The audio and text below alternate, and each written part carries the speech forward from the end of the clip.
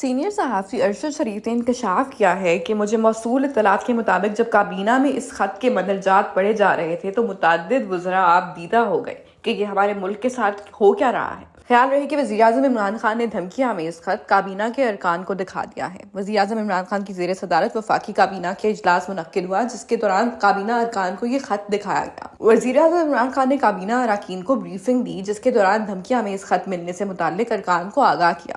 وزیراعظم عمران خان نے کابینہ ارکان سے کہا کہ میرے خلاف عالمی سازش کی گئی ہے۔ خط میں کہا گیا ہے کہ تحریک عدم اعتماد ناکام ہوئی تو پاکستان کو نقصان ہوگا۔ میں نے تمام مشکل حالات کا ڈٹ کر مقابلہ کیا ہے۔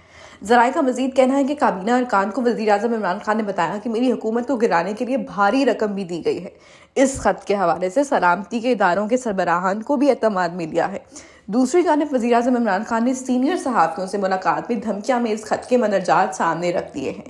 ان مندرجات میں بتایا گیا ہے کہ روس سے متعلق پاکستان کے موقف سے امریکہ اور یورپ خوش نہیں ہے۔ خط میں بہت جارحانہ اور سخت زبان استعمال کی گئی ہے اور دورہ روس پر وزیراعظم عمران خان کو نشانہ بنایا گیا ہے۔ ملاقات میں وزیراعظم عمران خان کا کہنا تھا کہ آئینی طور پر ممانعت نہیں ہے کہ ہم خط دکھائیں۔ عسکری قیادت کو خط کے مندرجات پر اعتماد میں لیا گیا ہے۔